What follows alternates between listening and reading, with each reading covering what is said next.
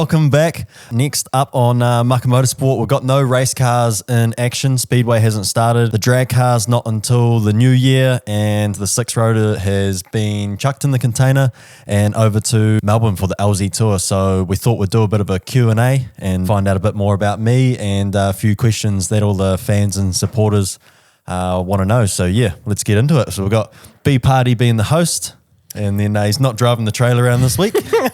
He is jumping on board to be the host and ask some questions, and let's get into it. Let's take these dirty daggers off and get into it. Well, I like them. You want to keep them on? First one out the gate. When did you start Mukka Motorsport and how? When? It'd have to be when I got into mini stocks, which would be when I was basically 12 years old. So the old boy bought us a mini stock when I was 12, and that's when and how basically I got into motorsport. And then from there, I don't know, it must have been maybe 3-4 years later. Me and all my mates used to watch a few of those comedy shows, and we came up with that name, Mukka Motorsport, from like the Mukka Mad Boys on the Jonah Tuckalau like thing. So hopefully he doesn't find me and take his name back, but I haven't really taken his name. It's my name now, and it's spelt different, so don't even try. Good show too. So sort of background of that, really, like I didn't want to have a name as like my last name for like the motorsport, like Snedden Racing. Nothing wrong with everyone that, you know, every single person that does that. Like, love you all, nothing against you, but it's I just wanted to be different, and then just create a bit of like a culture and a reason of what it meant to me and why, really. So something small when we were young, but yeah, that's where the name Mukka come from, and basically, got into it when I was 12 years old. So Nice. How old are you now? 32. Ooh, young buck. Old. Well, that actually answers another question too, because that is what is the name and what's the meaning behind it. So you've pretty much covered that one too. What did the 6-rotor motor cost alone, and can anyone purchase it from PPRE? Oh, right. That's it, straight out the gate. Yeah, that's just straight into a hungry question. So what did it cost alone is... Exact figure, thanks. Exact figure. Yeah, it's like the actual long block, like the beer block, is probably about $100,000, but there's everything to go on that. Yeah. There's all of the injection, there's all of the intake of it, and the filter and the injectors and the fuel lines, and there's the spark plugs. It's, there's... You're answering this like 12 just of over them, and mate. Yeah, there's heaps of all of that stuff to go with it, but basically just the block is about $100K, I think, and that's on PPRE's website. Anyone can buy it, but you probably have another $100 to $150K to sort of throw at that engine and like create an entire package right through to the bell housing, dry sump, all the other accessories that need to be a part of it. So yeah. A good one to lead on to that as well is how many hours labour did it take, and how much has been put into it, to where it is now. So it's probably, it comes into that cost as well. So for the 6-rotor, is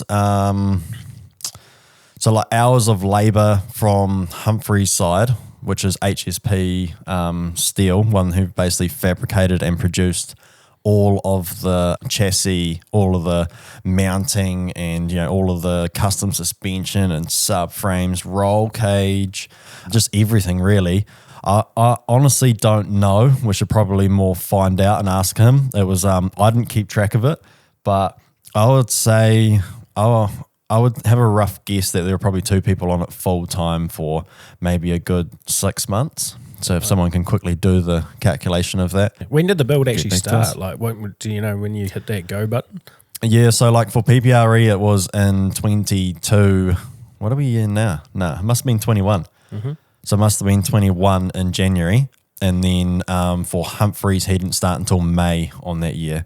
And so basically Humphreys had it done basically around November and given to PPRE. PPRE had his bit done, and then obviously we've taken this year a little bit slower and getting all of the rest of it underway and stuff. So I could be a year out, I'm not sure. It's like exceptionally, it's actually happened exceptionally fast, but still it takes a long time to build something to that caliber. It's couple here we could probably brief through, but I suppose we should touch on it. Has B Party been sent for any driving lessons? I feel like I knew where this came from too. Yeah, I didn't actually make that one up. That one definitely came into into us. That was through Instagram. They asked us all of that. So it was he hasn't, but I'm looking into it, and I'm just trying to figure out the damages versus the cost and time of sending him somewhere. Whether it's relevant, it probably is future relevant because we've had second, or is this your third? We'll go with 2. Go with 2, yeah. Yeah. And thanks for the person that put that question in. You've now been blocked. Blacklisted, eh? Bro, steak and cheese or mince and cheese? Mince and cheese. It's just a safer option, eh? Good steak and cheese you can't go past, but I reckon mince is safe. Where you choke on the big meat? No. It's just mince and cheese is a safer option, mate. Coffee. Are you coming back to Greymouth for a spin in the Super Taxi anytime soon? I don't think it's in the Extreme Dirt Series schedule, is it? It is, midweek Wednesday, yes. So we'll be there for that, the Extreme Dirt Series schedule, to come back to Greymouth for a skid in the Super Taxi. But other than that, no, we haven't got anything specifically programmed. So we'll be back for one more hit. You enjoyed that track last year, right by the beach, eh? Yeah, it was good. It was super slick, which is what everyone was saying anyway. Definitely caught me out with a few areas there. Trying to learn how to pass around the outside was a lot different. I was a lot sideways and sort of going in faster to think that I was going to get around the outside faster, but it wasn't the case. I just slid to the wall, just sort of touched it. But you got to basically drive your exact same type pole line, but just one car over, hugged on someone's door. So, and I learned that at that track, and then from that track, we actually ended up benefiting that style of pass in the next tracks when they were slick. So, it was good. It was really good. Super dusty, but it was good. What was the vibration at Hampton Downs the other day in the 6 rotor? Good vibrations, bad vibrations. Bad vibrations.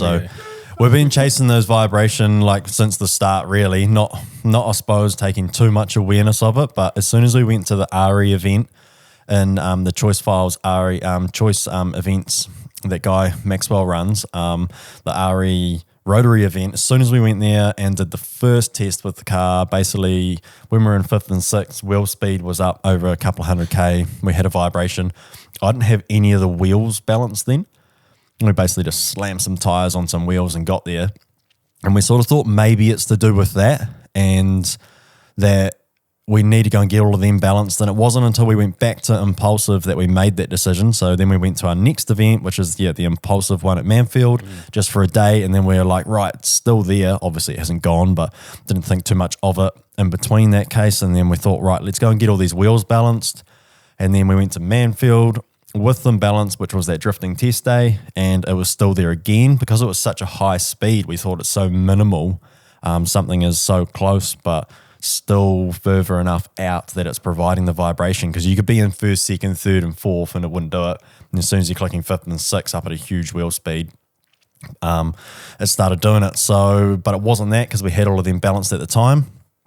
So it ended up working out that we ended, after Manfield got the full drive shaft, everything all checked, rotors, couple of other things, can't remember what else. There's a fair bit of work went into that week, eh? We still didn't find anything then, because then we went to Hampton Downs and it's still happening. So we ended up going and pulling it all back out, input flange where you bolt on your drive shaft into the gearbox, and then right the way through to the diff flange, which would go into the diff as well, where you'd bolt on for your drive shaft. That whole thing got rebalanced the lines and all together, and we actually found that the shaft going into the diff, which is an OEM part, was like 0.5 mil out. Hopefully, we haven't tested it. Hopefully, when we go to LZ Melbourne, that's the part that we've found. It's checked, it's completed and done. The vibration is gone. So short answer is hopefully it's that diff part that we found, 0.5 mil out. We've sorted it, and then let's try it at LZ Melbourne. Hopefully, it's not there, because it's not really creating the car to be drivable when it's vibrating like that. Well, just because you touched on the LZ Melbourne Tour there, I'll skip to this one. When will you be competing at the Melbourne LZ Tour, or just sort of demo runs? Or? Yeah, so not competing. We're only doing the exhibition runs, so which is how I've been classed anyway from being invited, but that's exactly what I would take, because I don't have the experience to drift yet. And you go all right, though. Oh, go all right, mate. Nah, not too bad for a first 2 days. But we don't have the experience to drift in a pairing of like lead and chase. We don't have any competing experience, and like putting it on the wall and like getting close and, you know, like giving the fans that perspective is not something that we're confident in creating. So we're going to go out there and just exhibition the car. So just some smoke, angle, get some drifting going, and just sort of play confident, but throw some challenges in the works too. So just mince and cheese at the moment, not steak and cheese coffee. The six rotor needs to be on Forza. I don't know if that's sort of a question or a statement or what, but I suppose we could lead into, is it sort of on any motorsport games, or what's your... Do you do any sort of gaming or anything like that? Bro, I do gaming. Do you? Yeah. So I don't know if it's this. I've got this chat going at the moment, and Mukka, this guy's approached us, and he's like fully building the car, and then he reckons he's building it for it to be on Forza. I don't know whether that's something that's achievable, whether he's actually like going to get that across the line, how much you've got to, you know, do to actually have it in there, but it's epic. It's like showed me like 10 photos of the car, like identically how it's been built. Yeah, you just showed me them. It's pretty detailed. Hey, guys putting some hours in. And so like, maybe it is going to end up on Forza. So we'll wait and see, and then chuck the livery on it when that's all released, and I'll be there, you know, trying to drift it. Lots of six rotor chat here. Anyway, is the six rotor viable for anything else other than drifting? So I don't see why not. Like, there's no reason why we can't do some street stuff, like a street sprint, or like some little like hill climb stuff on like tarmac. I'm talking about, you know, for like club sport stuff. And there's no reason why we can't do some sort of like time trial stuff around like, you know, your Manfield, Taupo, roll racing, and there's no reason why we can't go to the drags and use it for, say, drag racing. You know, so changing a few combinations in the car, maybe e.g. the gear ratio, but also to put some slick tires on it, put some drag slicks on it, and have some fun. And then there's no reason why we can't, you know, like hoon around the track, like actually like racing other people. But the only downside is that it's got a 45 litre fuel cell, which takes up the entire boot. And around the track, we do about 4 litres a lap, roughly, maybe 4.5. So you're sort of going to get 7 or 8 laps, and we've got to pit for fuel. So what you're saying is we're not doing the 3-hour enduro series. We're not doing the 3-hour enduro. We're not doing like any 24-hour or anything, even of like an hour's race is just like not really achievable from that. But I could go to World Time Attack maybe and put on a show there and hoon around and maybe try and set a lap time for something. Not saying it's going to be the fastest. I mean, the aero's not set up to produce that. We probably don't have anywhere near the power of some of the cars, but also don't know what class it fits in. But we can go to like Leadfoot Festival, and you know, which is sort of like a goal if that comes back, to try and get invited to that. So you've sort of built it for a fun aspect and showcasing, fun and just exhibitions. What it is. Basically what we're going to do at LZ, but predominantly it's out there to drift. What is your main income or business background?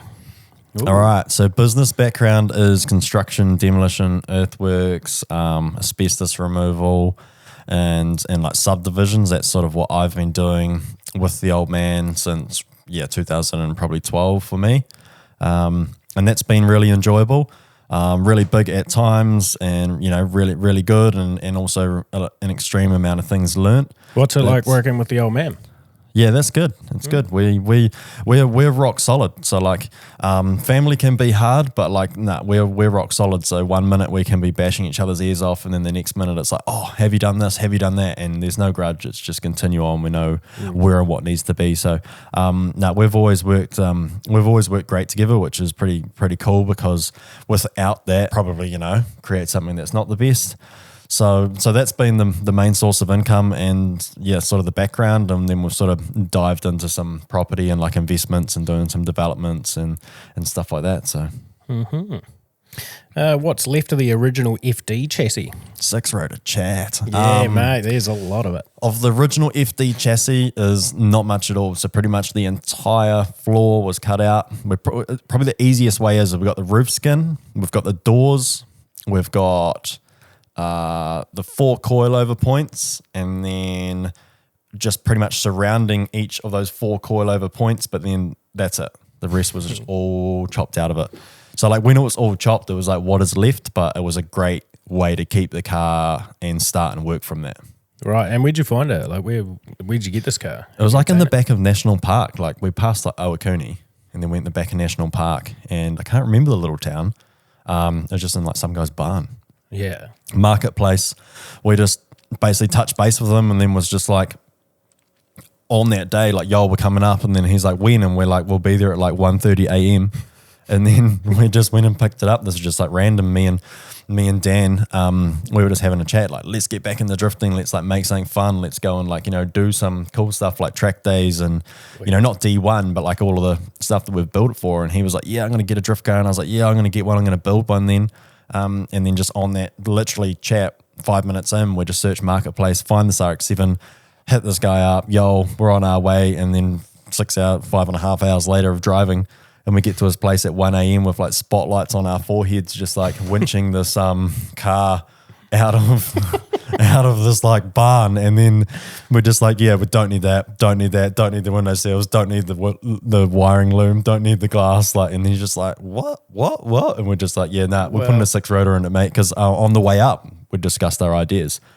And then what's the build going to be like? How epic is it going to be? Rah, rah. And then I was actually sort of committed, but at the same time, I was joking. I was like, we're going to 6-rotor this. We're going to bang, bang, bang. And then all of a sudden, it's just, yeah, like we actually done it all. And once I'd actually gone ahead with doing the 6-rotor in the car, it was like, we have to do everything to another level, get all of the best bits from like suspension to, your coilovers and your wise fab to like your fuel cell, your gearbox, like everything needs to be needs to be on.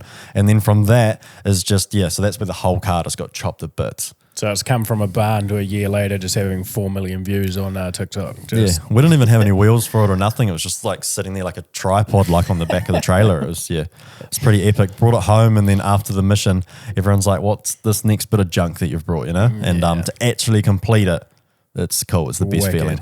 So, okay, well, there's obviously a lot of passion into it, but there is a question here. If you had to choose another chassis for the 6-rotor, what would it be?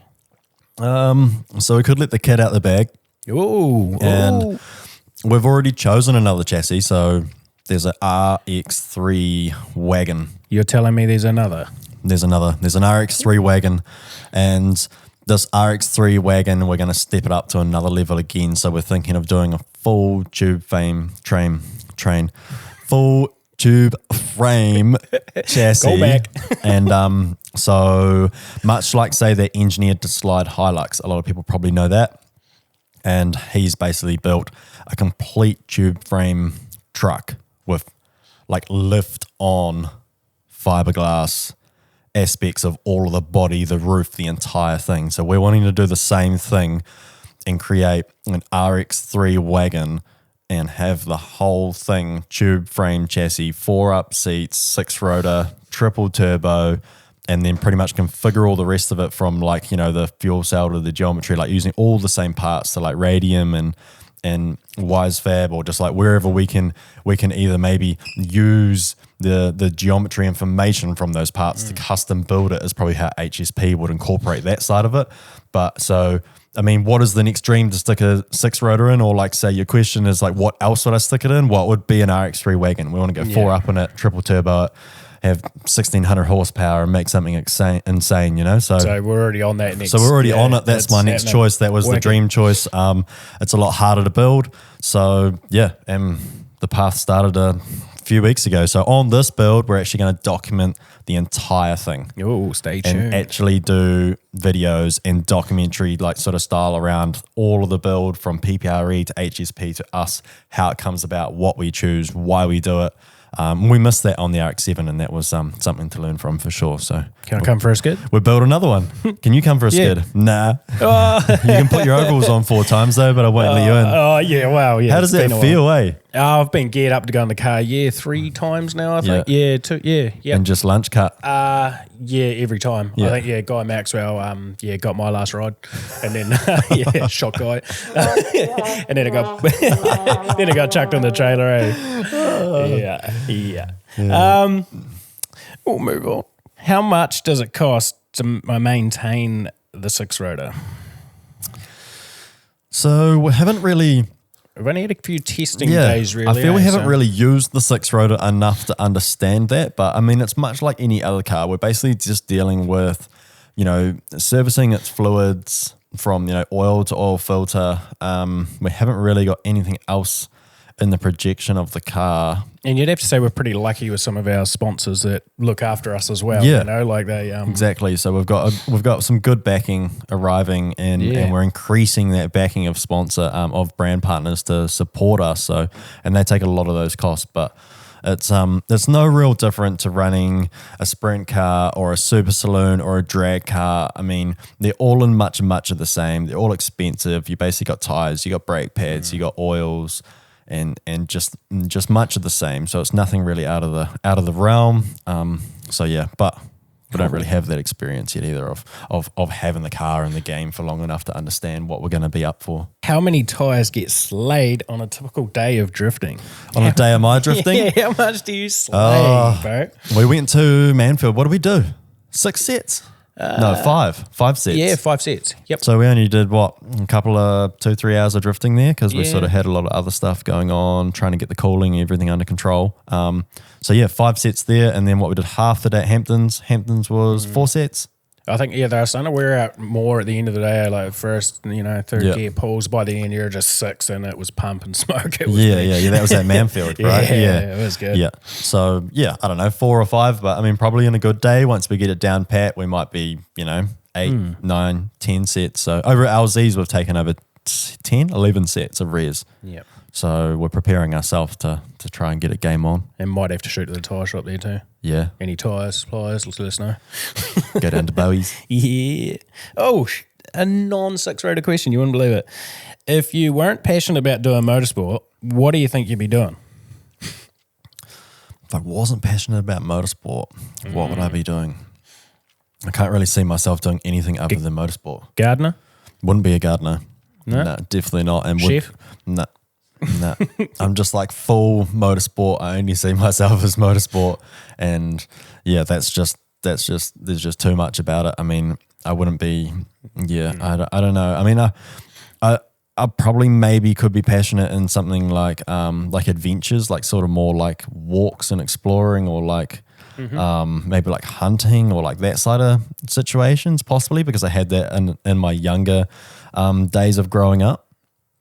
So maybe that could be it, but I can't really see anything. I think to back that up as well, just in the time that I've known you as well, just how competitive you are. Like I think that's what motorsport probably gives you in the way of, that thrill and that drive, like you would want to succeed. Just with the business and motorsport. So yeah. Yeah. Okay. Thanks, bro. No worries, bro. Far out. Trying to get some brownie points. Oh, how do you keep race fit? So that's really actually hard. Yeah.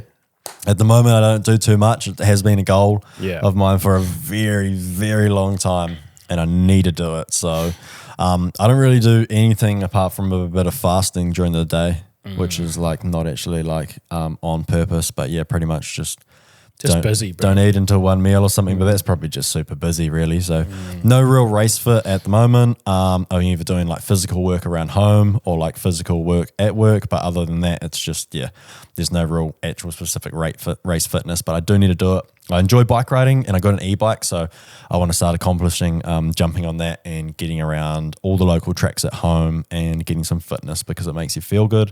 It's going to make your mind on the game. When your mind's on the game, hopefully the trophy cabinet, all the rewards are coming back. So wow, what an answer. Yeah, brother. Yeah, what is 3 huge things that you have done to get you to where you are in life now? 3? I need 3, bro. And I asked 3. I want 3. I would just have to say one of them is work extremely hard. So, I mean, right from my youngest days, I've had a job or I've gone and done work for someone to earn something, whether it's money or something.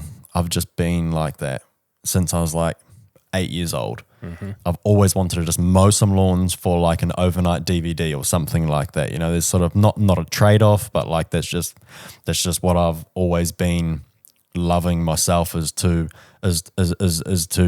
provide like a service, and I'm always motivated to be doing something. So like hard work right from day one all the way till now. I mean, I just don't stop. A job's a job. If it needs to be done, you do it. Yeah, the commitments. So that's one side. And then probably another side of me is just risk. I take huge risks, and sometimes the risks are not sleepable. Sometimes the risks don't always pay off, and sometimes they do pay off. But I risk big time. So and yeah, that's just what I do. It's like I sort of think of ideas, or I come up with a plan. I write it all down. I whiteboard. I put business plans against it, and I hit it. And I just believe that the harder you work and the more determined you are, you will make it happen no matter what. Yep. You just can't give up, and you got to keep going, and you got to soldier on right till the end, and it'll happen. So probably for me, it's hard work, risks, and then I suppose support and belief.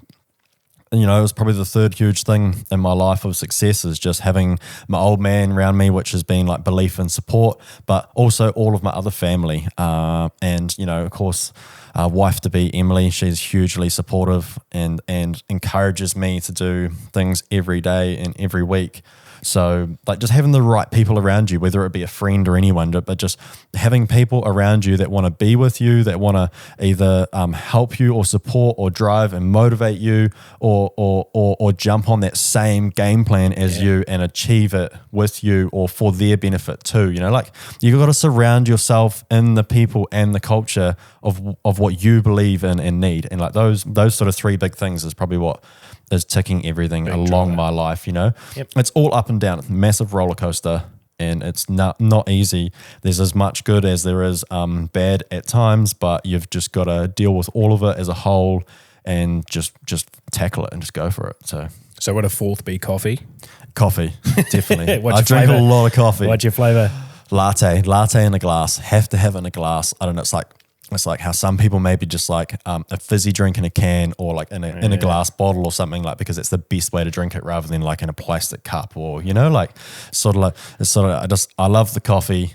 Latte in a glass, big chunk of an inch of froth, and then scoopy scoop and then smack it down. He's a man who knows what he wants. I love the coffee. Who is your most respected competitors in New Zealand and in the motorsport industry? So who's involved with motorsport that you look up to or respect?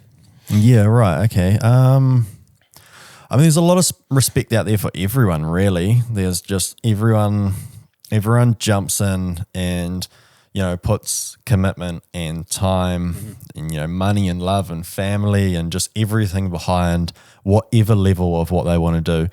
There's a lot of people out there, and pretty much everyone has the respect from me. Everyone gets my time, like whether you're having a chat with me or asking for some advice or whether I'm asking them, like sort of it's I don't really probably have too many specific ones. There's some definite standouts in New Zealand in like certain classes, you know, like Michael Pickens in the sprint car and midget class. I mean, I didn't really take too much notice of him until I jumped in the sprint car class. I was sort of from the sprint car perspective always just like, this is sort of maybe another class that you could learn sort of quite quickly. It proved to be a huge challenge to me. I didn't put the amount of time or dedication that I needed to put towards it. And that was big things with like travel and a lot of other associated sort of situations. But like, yeah, he was a big game changer for me on how much he does between both those classes and what level he competes at week in, week out, with such a committed team to look at such a professional profile of himself, his team, his cars, and then also to be overseas and trying to make it. Well, not trying to make it. He is. He's making it into the big game. You know. Oh, he represents New Zealand well. Represent New Zealand, and I think that he is great for our country and great for the dirt track. So he's more probably on the top of the chain, but then there's so many local people in each class. You got your car builders, you know, the it crew goes that on show and up on, week in, week out. You know, we're all doing the same thing. It goes on and on. Motorsport, There's just don't we? so many people in there, you know, in your super saloons to your super stocks. There's just you know, you could name hundreds of people, but I mean, Michael Pickens is a big standout for me. I mean, there's others obviously around in the sprint car class. I had Jamie McDonald and Lee Rusher. They taught me an exceptional amount on the professionalism and the dedication, and I suppose like what a team is there to do. Like, it's just as important for a driver to be there to do his job as it is for a crew chief, as it is for the rest of the crew. Like, the commitment has to be there in every way over the whole team, because it doesn't take an eye to achieve it. It takes a team. And they showed me that. That was huge. Like, I haven't really always had that in my life, you know, like whether that's me not creating it is probably more what it is. Definitely not blaming. I've had a lot and still do of an exceptional amount of people that have helped and do help. So I'm not putting that to the side, but that showed me the level of what you can have. I suppose more on the hobby side of the sport, not going to be a professional. I sort of always seen that more in the professional side of it.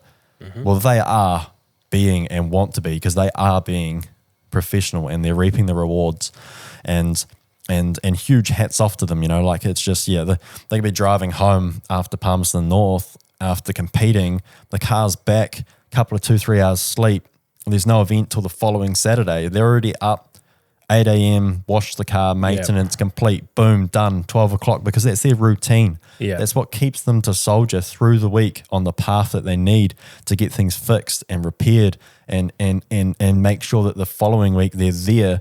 You know, like, so they taught me a lot of that, but there's so many brilliant racers out there with just like, you know, amazing, you know, ways of structuring themselves with like, you know, liveries and sponsorship and marketing and competing and winning. I mean, like, I'd just be here naming just hundreds of them, you know, like, so it's. Hey, races are won or lost in the garage, they say, and just because the flag's dropped doesn't mean the work's over, you know, like there's some late nights in the shed for every team out there. I mean, you've got to probably take your hats off to people, that build and race, you know, that's a huge one. Like, so, say someone like Peter Rees, you know, like he was massive for me in the Superstock sport once I started moving back into Superstocks and then got one of those chassis, and he helped huge, you know, and like he brought some success out in me, and like that's pretty cool, and I appreciated that. And it was like he was there to help you in the race car, to set it up during the night, during the week, also race his own race car and help the other 100 people that he'd built the cars for the last week. Or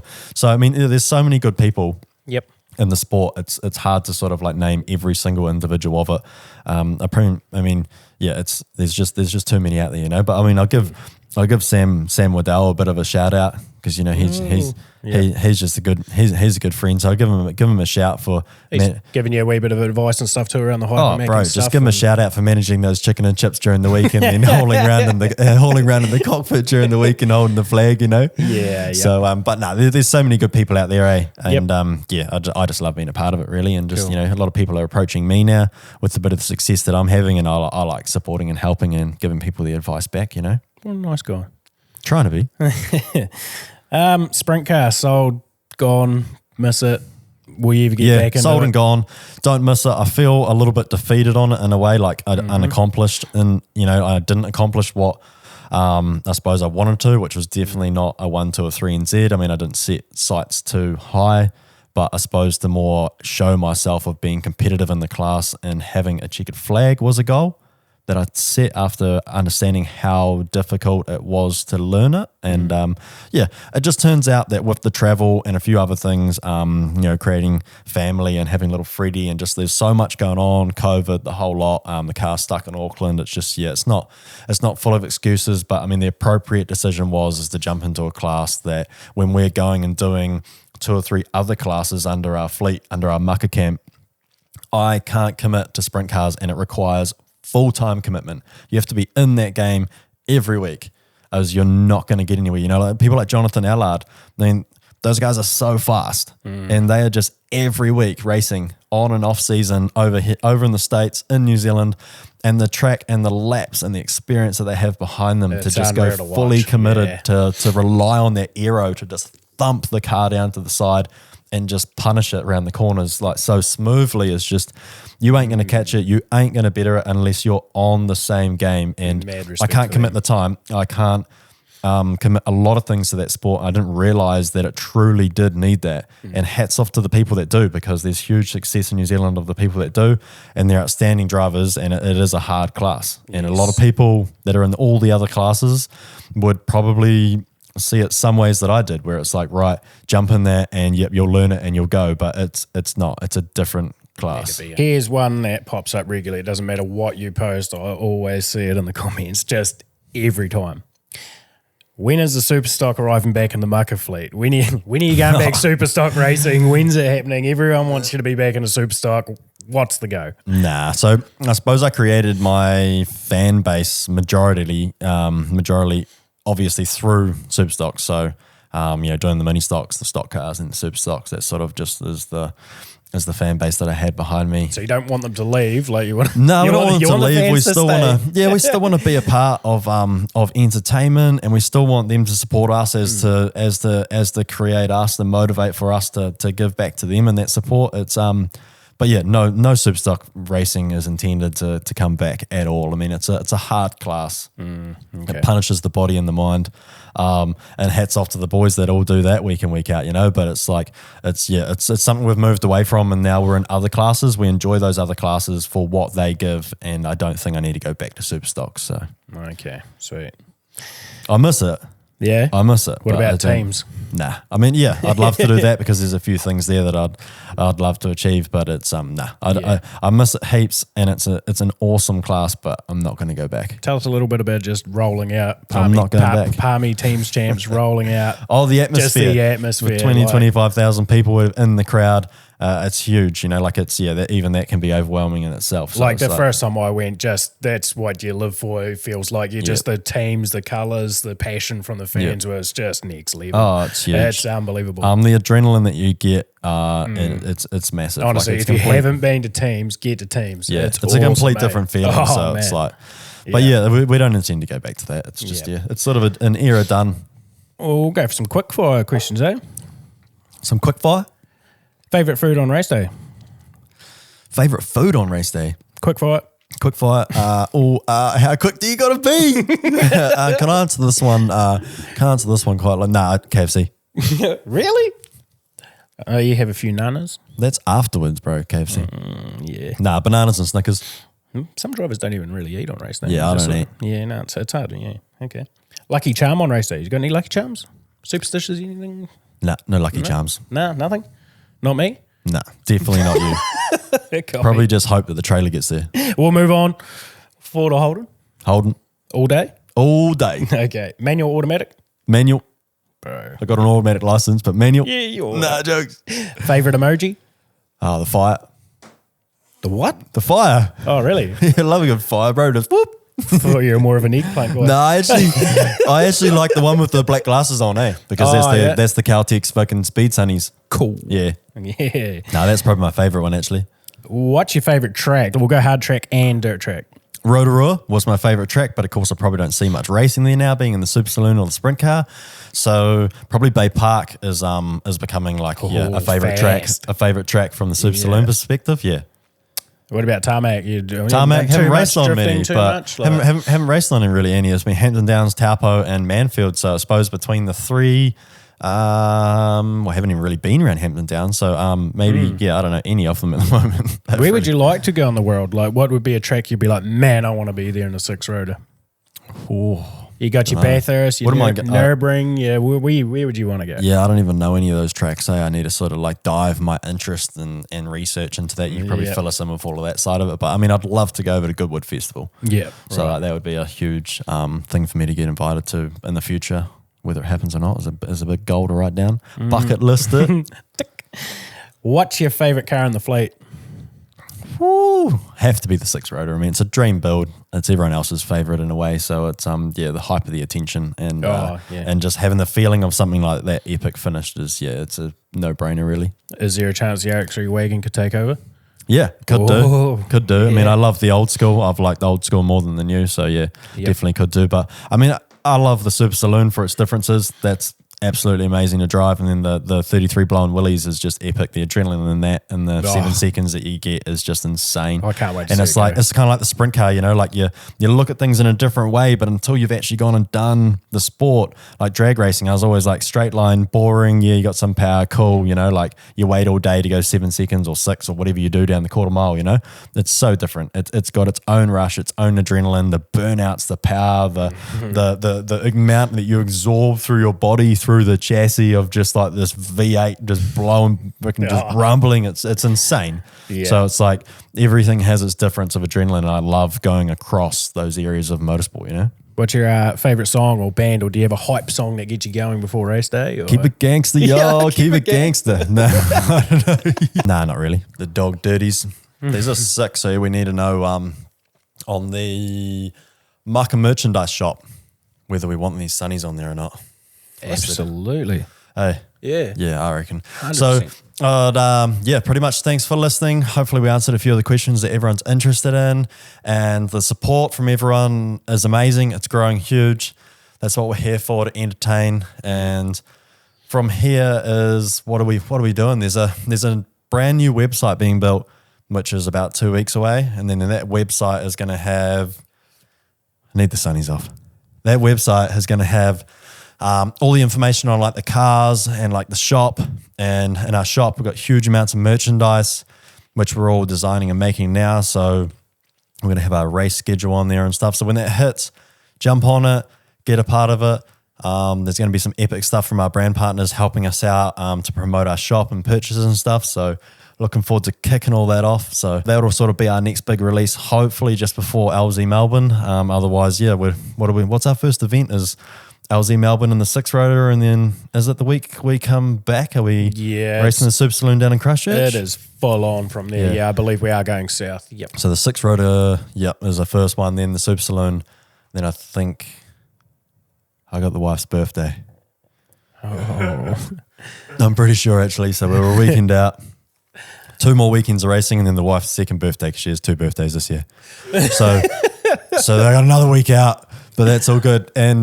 And yeah, so we'll be 6 rotor, Super Saloon. The Super Saloon next week, Friday, goes and gets sign ridden. So that'll be epic. We'll be able to show you the livery for that, and then pretty much be able to update all of the workshops soon. So we're pumping through the headquarters and getting all that sorted. So that's epic as well. But thanks for the support again, and make sure you like, subscribe, and we'll keep bringing you this epic content. Thanks to SP Tools, Chemical Guys, Lucas Oil, AWS Graphics, Humphrey Steel and Performance. We've got PPRE, Pulse Performance. We've got Vulcan Race Products. And there's so many people to shout out, say thanks to. And that's us. Cheers for listening. You. We'll let you know when we get a super stock. Thanks for being a host, bro. It's good to have you not driving the trailer. My anxiety was chilled for a little bit. Yeah, okay, I'm done with this.